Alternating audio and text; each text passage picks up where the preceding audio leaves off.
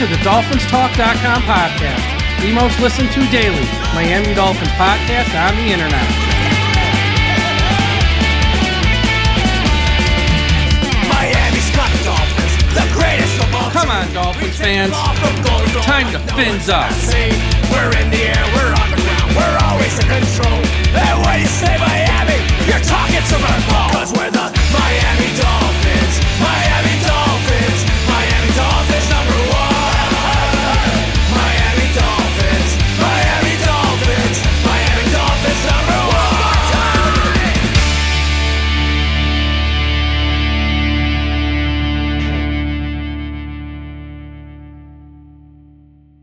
Hello, Miami Dolphins fans. How are you today? And thank you for listening to another episode here of the DolphinsTalk.com podcast. I am your host, Mike Oliva, flying solo tonight as we have a few things here to talk about happening in the world of the Miami Dolphins. We got some of the assistant coaches who we thought might be out the door. Looks like they might be staying in Miami. We're going to talk about some guys who are apparently on the trade market and if they'd be a good fit for Miami. There's a new ESPN mock draft out by Matt Miller, NFL draft guru. It's a 2-round mock, so we're going to talk about who he's got Miami taking, and also this Marcus Mariota story. Well, it's not really a story, but I guess Adam Schefter's out there saying the Miami Dolphins might be interested in Marcus Mariota. So we got a lot to talk about on today's show. But before we get to any of that, a quick word from our sponsor. The DolphinsTalk.com podcast network is sponsored by Caneswear. Caneswear is the place to go for officially licensed apparel for the Miami Dolphins, Miami Heat, the Hurricanes, Florida Panthers, and all of the professional and college teams in South Florida. Looking for the latest jersey, a birthday gift, or the newest hat to hit the market of your favorite South Florida team? Check out Caneswear for their overwhelming selection of sports apparel. Located at 2655 South University Drive, Davie, Florida, Caneswear has it all. Not in South Florida? No worries. Visit Caneswear.com to shop their inventory from the comfort of your home, and they'll ship it to you. International fans, too. Caneswear.com is the spot that Miami fans shop. That's Caneswear.com. Caneswear.com. All right, and also before we get into the show, if you haven't signed up yet, what are you waiting for? Patreon.com/DolphinsTalk. $3 a month, you get bonus podcasts. Some about the Miami Dolphins, some not. We do a pro wrestling show, college football show, music show, a television show, as well as bonus shows about the NFL in general and other Miami Dolphins podcasts. We have a private message board where you can interact with only other Dolphins Talk Extra subscribers, which is a little bit more laid back, a little bit more chill than Twitter or X or whatever social media platforms you're on. More of a high-level conversation without the bickering back and forth. And we also give away great prizes, bobblehead dolls, autographs. So if you haven't signed up for and plus we have live interactive shows, like a happy hour show we did a couple weeks ago, where you can come on the show with Josh, Aaron, and myself. Tell us what you think. Tell us if you agree with some of the things that we say. Tell us if you think we're idiots. We don't care. But we have a happy hour show, which is very much interactive. And, of course, live watch-alongs as well. So, Patreon.com/DolphinsTalk. Sign up, $3 a month. I guarantee the best $3 you'll spend. All right, let's get to the news. Darrell Bevell, the Miami Dolphins quarterback coach. This has been very interesting the past 24 hours. On Sunday, Aaron Wilson, NFL insider, who has great information, put out a report that he probably would be going to Las Vegas. Now, he didn't say it was official. He said probably be going to Las Vegas. And everyone assumed to be as the offensive coordinator, as he has interviewed for that role here in the past few weeks. And plus, he'd worked with Pete Carroll before in Seattle as his offensive coordinator. Pete Carroll, the new head coach in Las Vegas. I always question that because Pete Carroll did also fire Darrell Bevell. Why would you go back to the guy that fired you? But okay, I guess time heals all wounds. If you throw a guy enough money, he'll go. And that was the report. Everyone thought he was going to be leaving Miami. It was just like any moment now we hear this report. But to quote Lee Corso, not so fast, my friend. Because then it came out Sunday night that the Raiders hired Chip Kelly as their offensive coordinator. And so Darrell Bevell will not be the offensive coordinator in Las Vegas. Now, is it still possible that he could leave Miami for another role was Vegas. Say they made him the quarterback coach in Vegas, but also gave him the assistant head coach title. So it would still be an upgrade. Or say another team wants to hire him and do something very similar to that. It's possible.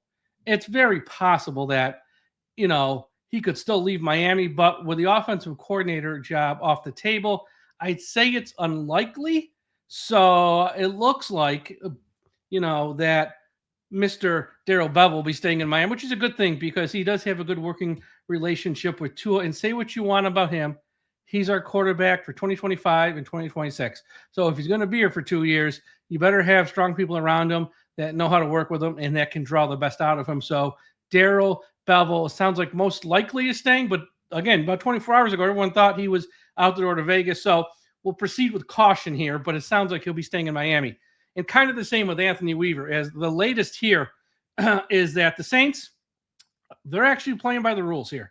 They're not trying to break any rules, and they're not going to talk to Kellen Moore until after the Super Bowl. Now, with that said, everyone fully expects Kellen Moore to be their head coach as he's at the top of their list.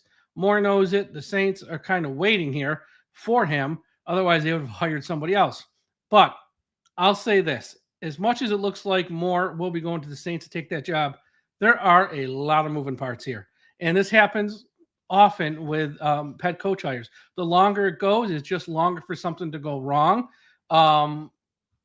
Since he hasn't spoken to the Saints, he doesn't know about,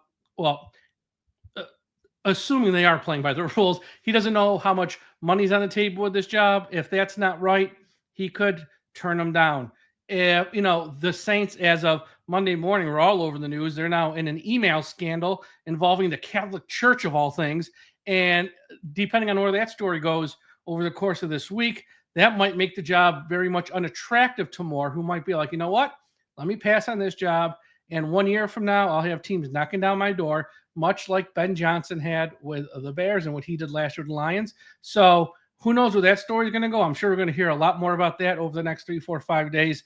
And, with Radio Row happening in New Orleans, where the story is kind of happening, we're going to hear a lot more about that because every sports reporter is down there and they're all looking for a scoop. So that, could turn the Saints job to be an unattractive option to where Moore says no, and then they turn to Weaver and he might say yes. So anything can happen. But it seems like Miami's kind of out of the weeds if you're going to bet a buck here, that they're probably going to keep Weaver and they're probably going to keep Darrell Bevell as part of their staff. And I think that's obviously a very good thing, but nothing's official yet. I think we have to just sort of, let's just wait and see. Other big headlines from today. Cooper Kupp has been told by the Rams they're looking to trade him. And superstar edge rusher Myles Garrett told the Browns he wants to be traded. Now, here's the deal. Why am I talking about this on a Miami Dolphins podcast? I'm going to tell you why. It is February 3rd. And we know this time of year, and for the next all of February and pretty much all of March till we get through that first, second wave of free agency, every fan of every team, anytime someone's, said to be on the trade block or who's going to be out there, who might be moving, I want my team to go get him. I want my team to go get him. I want my team to go get him. And as soon as each story broke at separate times, Myles Garrett was in the morning, Cooper Kupp a few hours prior to me recording this. Fans of the Dolphins were out there. We got to get this one. We got to get this one. We got to get that one. We got to get this one. Timeout. I'm not doing this for the next 8 weeks. We got to, fans of the Dolphins. I'm one of yours. We're all family here. We're all fans of the Miami Dolphins. Let's be realistic here. We can't be in on everybody. First off, we got no money.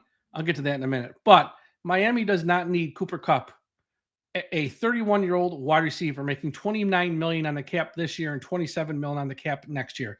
We have no money. You're paying Hill a ton of money. You're paying Waddle a ton of money. As much as I would like them to move on from Hill, it's probably not happening. So you're not going to pay number 3 wide receiver $30 million when you have no offensive line, no safeties, really one linebacker who you can count on. Your tight end room is pretty much one guy at this point. I mean, you can't pay a number 3 wide receiver $30 million. On top of it, you have to trade for him. So now you're going to part with picks to bring in a 31-year-old wide receiver who's always hurt, by the way, too. He misses a ton of games. That's just not happening. So any thoughts of Cooper Kupp? It's not happening. There's teams who have a real need at wide receiver. Washington, the Patriots, Cincinnati, if they lose Higgins, the Chargers, the Steelers. I mean, there's real teams who have like no wide receivers. The Titans, who could really use a guy like Cooper Kupp. Miami's not even going to be in the conversation. They're not doing it. It's number one. Myles Garrett. Now, this is different. This is a guy who's in his prime, who's not always injured, and plays edge. I mean, he's a future Hall of Fame player at edge rusher. So every team would be interested in Myles Garrett. But a couple things here. I don't think, let's just start off the bat. I don't think he's getting traded. I know he said he wants to get traded, but just because a player says he wants to get traded doesn't mean he's getting traded. Okay. The Browns, how his contract is worded and kind of structured, he's got 2 more years left on it. This year, 2025, and next year, 2026, with no guaranteed money. If you're the Browns, why would you've been through the painful years where you've paid him all this money up front. He's eaten up a ton of your cap. Now you're going to let him go and he's got no guaranteed money on your cap? That makes no sense. If you've gone through the pain, you might as well ride it out the next 2 years and get the, however you want to word it, take advantage of his contract and where it is now. It's number one. And number two, I just think he wants more money. And I think the reason he is doing this is the same reason Xavier Howard did this in Miami a couple summers ago in training camp. Remember, he'd show up, but he wouldn't participate. And then he finally put out that statement on Instagram saying, I want to be traded by the Dolphins. And within 24 to 48 hours, the Miami Dolphins caved and gave him a whole new restructured deal, made him like the highest paid cornerback in the league for like 1 month or so until someone else got more money. This is what Myles Garrett's doing. You say, I don't want to be here, trade me. And then, here come the Browns will come back to the table. Go, okay, you got 2 years, no guaranteed money. We'll give you a new 5-year deal, all this new money in the deal, and everyone hugs and everyone makes nice. I don't think he's getting traded. This is just a play to get more money. And you know what? This is the time of year to do it. You're in February. This is the business season of the NFL. This is the time to do it. I have no problem with him and what his agents are doing. That's number one. Number two, for Miami to get him, it's going to take multiple picks. And I mean early round picks. It might take a first and a third. It might take 2 second-round picks. Miami has a million holes on their roster. They cannot be giving away multiple first and second-round picks for Myles Garrett. Does Myles Garrett make the Dolphins better? Oh, hell yeah. You put Myles Garrett next to Zach Sealer, Chop Robinson, and maybe a healthy Jaylen Phillips. That's a dominant pass rush. Okay? It makes them better. But when you're giving away multiple first and second-round picks, we've just been down this road. The depth on your team sucks. When we gave away all those picks for Hill, when we gave away the picks for Ramsey, when we gave away the picks for Chubb, we went 2 years there in the draft on top of what we lost in the league penalty for tampering, where we had almost no picks. And that's why this team has no depth. And one guy gets hurt and we're screwed, or 2 guys get hurt and we're screwed. You want to give away multiple firsts, or a first and a third, or 2 seconds, or a second, a third, and a fourth. Like, you're not going to have another draft. And this team, yes, adding a superstar player would be great. We got a lot of superstar players right now. Ramsey's a Hall of Famer superstar player. Hill's a Hall of Famer superstar player. Waddle, not quite a superstar, but damn good. Zach Sealer, damn good. We don't need that big chip, that big fish. It'd be nice to have them, but we don't need them. And on top of that, again, the money. We're $12 million over the cap today. You trade for this guy, you're going to lose picks, and then you got to give him a new 5-year deal probably with a ton of money involved. We're going to have to clear even more cap space. Cap space we probably don't even have. And then if you do that, are you going to be able to sign a guard or 2? You're going to be able to sign a safety or 2? You're going to be able to sign a nose tackle or 2? You're going to be able to sign another tight end, a third wide receiver, a number 2 quarterback, which I'll talk about later in the show. There'd be no money left. You can't restructure everyone every year. There's going to be no money left. So even if Miami wanted Myles Garrett, you're going to pretty much punt on this draft, maybe punt on next year's draft. You're going to destroy your cap to the point this team, it's going to have Ramsey and Hill and Sealer and Chop. Great. You're going to have you're going to be paying 6-7 guys, and the depth is going to be awful. And once 1 or 2 of those guys get hurt, you're a 3-win team with all those superstars. So they're not trading for Myles Garrett. Just not going to happen. I think this is going to be a quiet offseason. Like last offseason was kind of quiet. Jonnu Smith, under the radar signing, worked out great, but under the radar signing. Jordan Brooks, under the radar signing, didn't, turned out well. And then they went out there and signed Shaq Barrett and Jordan Poyer and a bunch of, old injured guys, Odell Beckham and stuff that didn't work out. But there wasn't that big move. even the signing of Kendall Fuller was kind of an under-the-radar signing. His best days were behind him. We saw it this year, especially with him being hurt as often as he was. It's going to be, I think, again, because of the money situation, you can't go around pay Waddle, Hill, Tua, Ramsey, and all these guys, and then go out and be like active in March. Can't have both. So they sort of hitch their wagon to the guys they got, and they'll clear cap space, and they'll have cap space by the time we get to the first, second week of March. But they're not going to just go out there and go crazy spending. I think it's going to be a lot of low-key, under-the-radar signings, and then they'll look, after they make all those moves, with their 10 picks they got in the draft, they're going to look to whatever holes they got left with their 10 picks, And I think that it's going to be a quiet March, I have a feeling. It's going to frustrate a lot of Dolphins fans, but that's what it is. When you give out these huge contracts to guys, you can't also keep the crazy spending going. It doesn't matter how much a cap goes up. Cap goes up for everybody. Matt Miller, ESPN, NFL draft guru, one of the better guys in the game who cover the draft. When it comes to the draft, the guys I give the most credence to, and when they speak, I sort of stand up and listen. Mel Kiper, he's the OG Godfather. Matt Miller, Daniel Jeremiah, and I also put Peter Schrager in, although Peter Schrager only really puts out one, I think, or two when he gets closer to late April. And also put Charles Davis in the mix as well. Those guys are kind of the guys, when they say stuff, you kind of perk up and listen. Look, everyone does mock drafts, and it's fine. It's fun. I get it. But, most mock drafts prior to free agency starting are like pretty much worthless. But when one of those guys, when they do it, you just, not so much for the accuracy now, because they're going to put out 7 or 8 more, just of, okay, these are the guys who are moving up the board, moving down the board. This is why I got to pay attention. So he put out a 2-round mock draft. And out of all the mock drafts I've seen thus far, when it comes to pick number 13 for the Dolphins, and even some of the other ones who've done a full 7-round mock or a 2 or 3 round mock, this one I like the best for the Miami Dolphins. So the one Matt Miller on ESPN.com put out, and we have it up on our site. So go to DolphinsTalk.com if you want to see the 2 guys he has going to Miami, and if you want to read up a little bit about them. And in round 1, pick 13, he has Miami taking out of Missouri, Armand Membu. I think I said that right. He can play guard or tackle, probably guard in the NFL, but he can probably play some tackle too. And this is a guy who I think, from what we know about Chris Grier, he's going to love. 1, position flexibility. He can play more than one spot on the offensive line. Maybe he plays a year or 2 at guard. And Matt Miller said this too. He might play a year or 2 at guard. Then when Austin Jackson, his contract's up, maybe they let him walk and he slides out to tackle in 2027, 2028, something like that. But I think instant starter at guard, either right or left, probably right. And this is a guy, again, who can also play a little bit of tackle as well in the pinch, and great in the run game as a run blocker. So that's pick number 1 at pick 13 in round 1. The pick in round 2, he had defensive tackle out of South Carolina, TJ Sanders. Look, it's February 3rd. I'm not knee deep in all the draft research. I will be soon. I'll be talking about all these guys soon, but right now I'm not. So I got to read up more about Sanders. And it's less about the players, okay? It's less about the players. And why I like this mock draft the best is because it's the position, the 2 positions he has Miami attacking. Because I don't care what Miami does in March and free agency. I know one thing. They need multiple players on the offensive line, and they need multiple players on the defensive line. So even if Miami signs 2 guards, they need someone else, because they got to have someone behind them, and they got to have someone be a swing tackle. So they need multiple guys on the offensive line. If they go out and sign 2 guards in free agency, great. It don't mean you're done fixing the offensive line.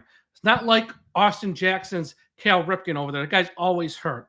Patrick Paul, we have no idea if he's any good or not. And, our center is good, not great. He's good, Aaron Brewer. So they need multiple guys on the offensive line, and plus they need depth.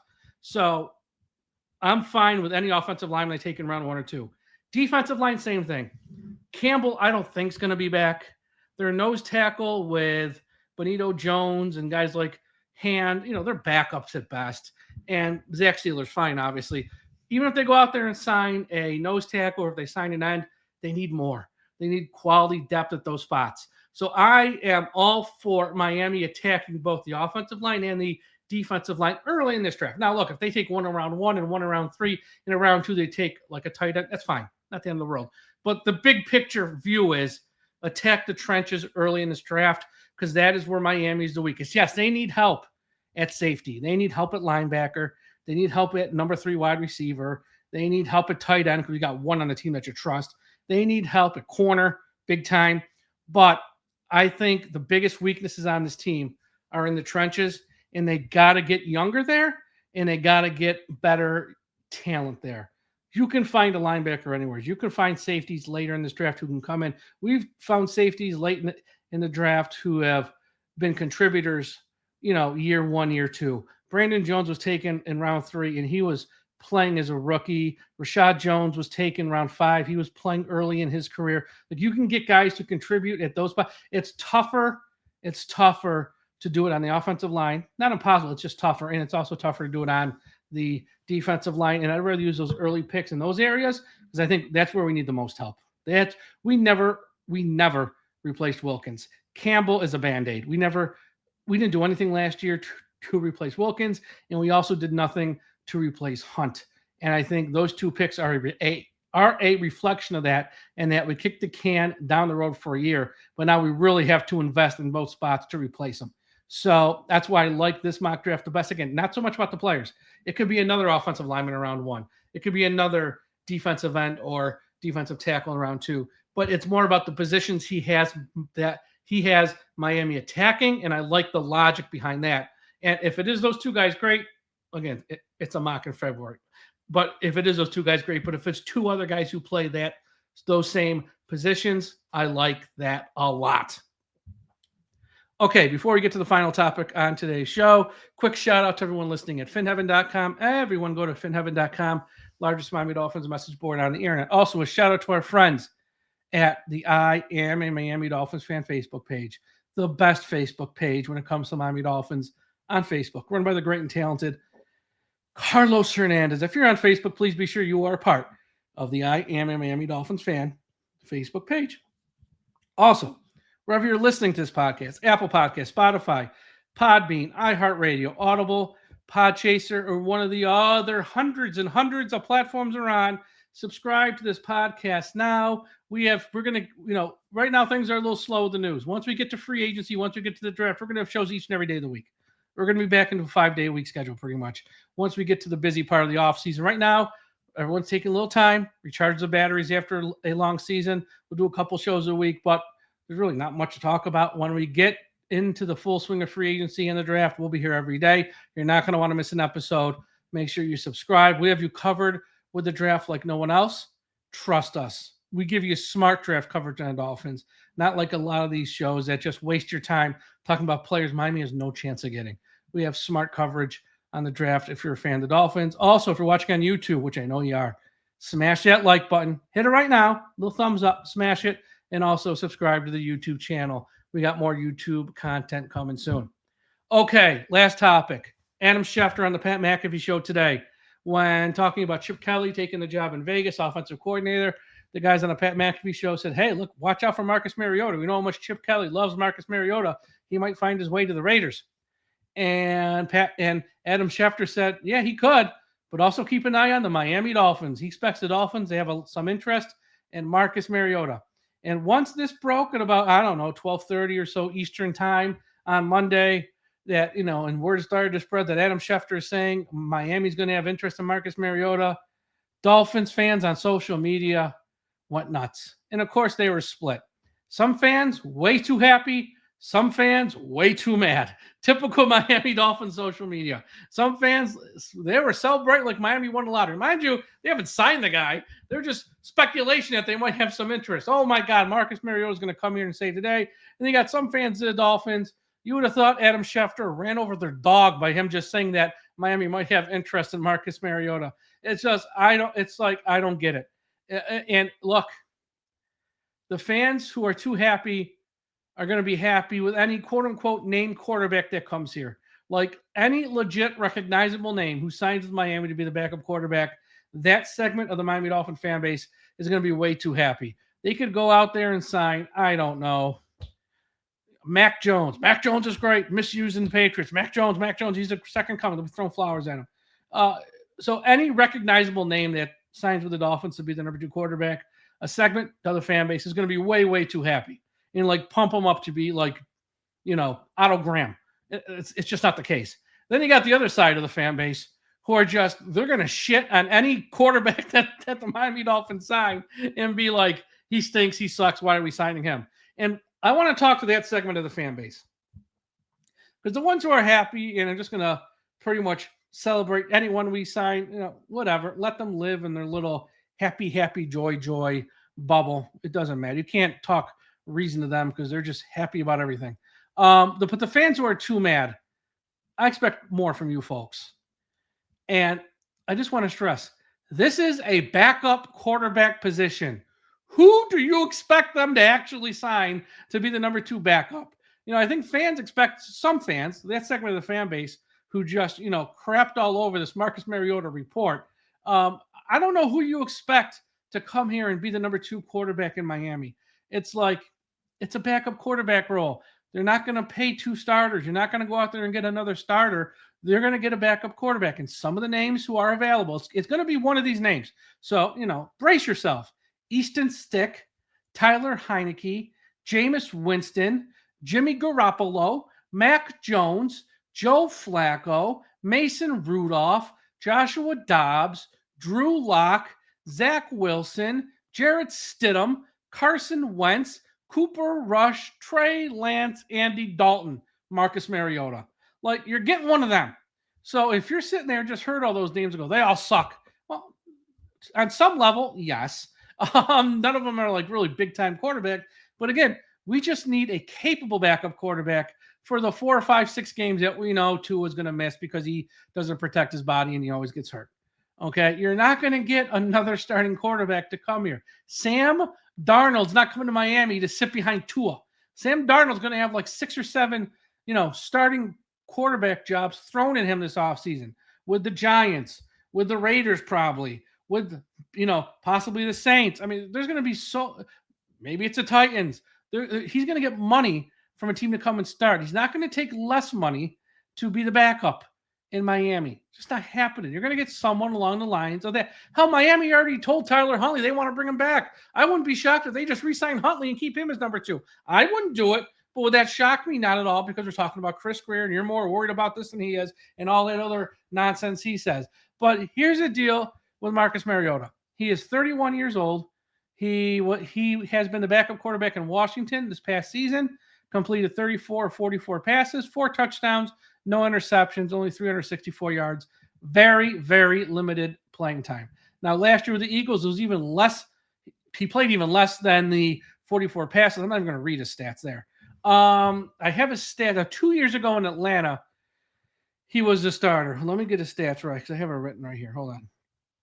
With Atlanta in 2022, he started 13 games, threw 15 touchdowns, 9 interceptions, 2,219 yards, and he also ran for 4 touchdowns. So he threw for 15, ran for 4. He had about 20 touchdowns in 13 games, only 9 interceptions. The team was 5-8, and I know there was all the reports he quit on the team once he got benched. But you know what? We have one quitter in Tyreek Hill. Why not have 2? So, again, look, don't mistake what I'm saying here. I wouldn't be excited if the Dolphins signed Marcus Mariota. But my expectations of who they will sign are pretty freaking low anyways. So if it's Marcus Mariota, great. I have the same excitement if they signed Wentz or Jarrett Stidham or Drew Lock or Trey Lance or Mason Rudolph or Mac Jones. It's like they're all just certain, okay. They're better than Skylar Thompson. They're better than Tyler Huntley. Out of all the backup quarterbacks in the league, there's 32 of them. Whoever they sign is probably going to be like the 15th or 16th best, middle of the pack. Some teams will have worse. Some teams will have better number 2 quarterbacks. But Miami just can't have the worst. And that's what Miami had this past year in Skylar Thompson and Tyler Huntley. They had the worst backup quarterback situation. And with a quarterback who's always injured, not hating, stating, you can't have the worst. You got to have someone who's like at least middle of the pack. So if you're sitting there saying Marcus Mariota sucks, and if you think Zach Wilson is significantly better than Marcus Mariota. Okay, that's fine. I'm not sure many people would agree with that, but if you think that, and if you want Miami to sign Zach Wilson, you're entitled to that opinion. If you think Mac Jones is significantly better than Marcus Mariota, again, that's fine. I'm not sure many people agree with that, but okay, if you think Mac Jones has a more polished resume than Marcus Mariota, you're entitled to that opinion. But to me, in my eyes, whether it's Andy Dalton, Mason Rudolph, Jameis Winston, Jimmy Garoppolo, or Marcus Mariota, they're all one and the same. They're generally the same type of player. Not great, not awful, won't hurt you, and clearly better than what we've seen in Skylar Thompson, even Mike White a little bit, and Tyler Huntley. So I'm with that. To me, that's kind of, I'd be fine with it. I wouldn't go nuts with it because this team's going to sink or swim with Tua. But they need to upgrade the backup quarterback spot badly. And like pretty much no team, you can't afford to pay 2 starting quarterbacks. So if you're sitting around waiting for them to make a big move at number 2 quarterback, you're going to be sitting around waiting for a long time. This is going to be one of these guys. And so that's where it is, because the quarterback room needs to be rebuilt behind Tua. Yes, behind Tua. We're not going to replace Tua. As much as, some fans out there want that to happen, and I might even, at this point in 2025, I might put myself in that camp, just not happening. So I'm not going to waste my breath talking about something that's not going to happen. I'm going to talk about what might happen, which is now Marcus Mariota, which we heard from Adam Schefter. And the other name to keep an eye on is the name that was reported from the Miami Herald that Miami tried to trade for in September when Tua got another concussion, and that's Andy Dalton. We know Miami likes Andy Dalton. They tried to acquire him in September. So as we head into March of free agency, I think the 2 names we got to keep an eye on are Andy Dalton and Marcus Mariota. Now, I'm going to wrap up the show with this, and I'm just going to say this because this is a worry of mine. I hope the Dolphins, yes, you're going to have to spend a little money on a number 2 quarterback. And again, any of these guys, to me, they're all pretty much the same. With that said, I hope we're signing Marcus Mariota because we think he's the best man for the job. He might be a good fit for this offense. And we're not signing him because he's friends with Tua. He's also from Hawaii like Tua. And we want to keep Tua happy, and we have to make him feel comfortable in the quarterback room. So we got to sign someone Tua is going to be comfortable with. If we're doing that, we are so fucked it's not even funny. We got to go out there and sign the best man for the job. And if it's Mariota, that's fine. Like I said, I'm okay with it. But if we're signing him to placate our starting quarterback, and then we're playing a whole different sport than everyone else, because everyone else is out there playing a cutthroat sport, trying to get the best players to win, and we're sitting here not doing that. So if they sign Marcus Mariota in March because they feel he's the best man for the job, I'm okay with that. If they're doing it for other reasons involving number 1, then we are hopeless if that's the case. So I'll just leave that here at the end of the show. Everyone, thank you for listening to this podcast. Again, we'll have more shows later this week. I'm working on a couple guests. Later in the week, we'll probably do maybe even a Super Bowl preview show. I know Miami's not in it, but it's a big game. So maybe we'll do some shows later in the week, or at least one show about that. And I am working on getting a few people on as well. Be sure to check out the website, DolphinsTalk.com, for all the latest on the Miami Dolphins. Be sure to follow us on all the social media platforms at Dolphins Talk. Everyone, have a great Tuesday. If you're listening to this Monday night, because I'm dropping it late, have a great Monday night, but have a great Tuesday, as I'm sure most of you are listening on Tuesday. We'll talk to you again after a while. And folks, don't forget, we must put an end to highway profanity.